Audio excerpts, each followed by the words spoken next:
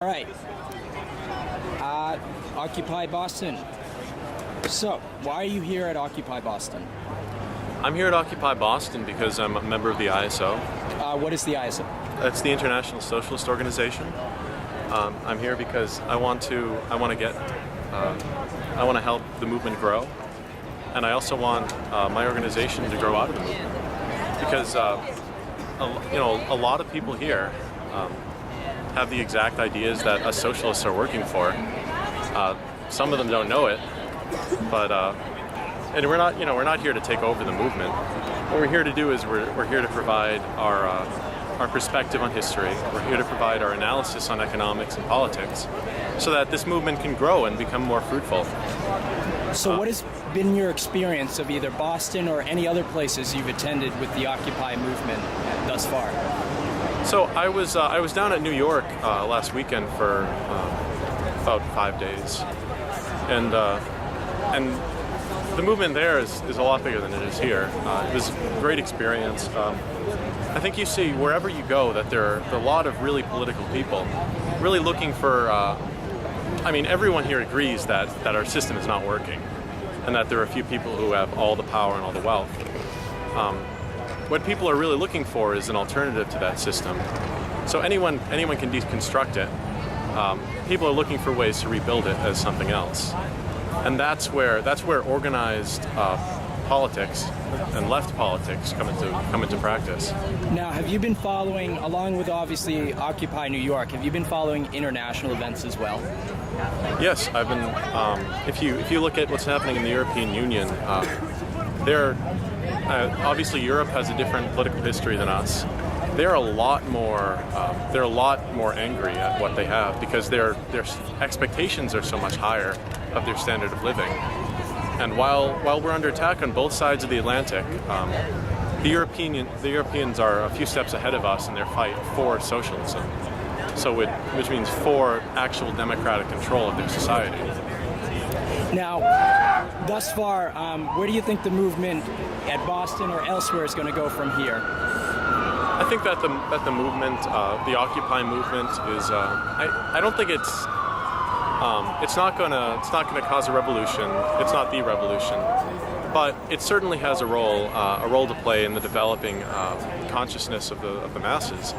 Because it's a big step from doing nothing, from sitting at home in isolation, to actually coming out into the streets to form a community with other people, where you can freely exchange ideas, where you can talk about what's actually going wrong and really overcome that isolation.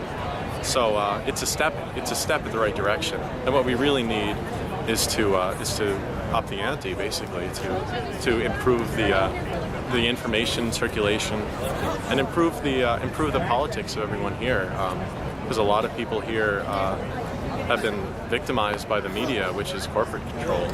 Okay, two last questions. You spoke of socialism. Could you quickly define either what your organization would consider define itself as socialist, or what you would consider socialism? Mm-hmm. So what socialism means is that the means of production, the economy, is socialized. So basically what it is workers that work in a factory actually own the factory. It's not. It seems like it's common sense that should be the case. But what we have right now is a focus that the factory owner owns the factory, and the workers don't actually have any say in what their conditions are, what their wages are. They don't have any say in who the management is. What socialism is really about is democracy. It's about democracy in government, and more importantly, democracy in economics, because the economy is what the government is created out of. And you can see that very clearly in our current system, where even though we started with a very good government at the beginning of this country, you have a consistent corruption throughout the last 250 years, where the economic circumstances have constantly shifted the forces of government to be more and more in favor of this polarization of wealth and in favor of the accumulation of power among corporations. And my last question would be, where can we find out more information about your organization? Is there a website we can go to? Yep, there is definitely. We have the Socialist Worker newspaper. You can go to socialistworker.org if you'd like more information. Also, there are all sorts of great Marxist resources online. Marxist.com is a great source. We have branches in many different cities around the United States and internationally. Now, before I sign off, is there anything I didn't ask that you would like to share with the audience out there?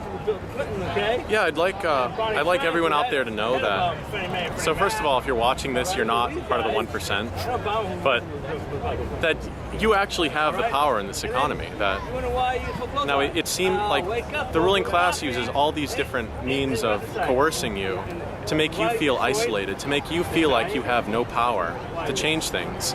But really, you're the only one with power to change things. And we really have to get together and make a mass movement where we come together as the working class.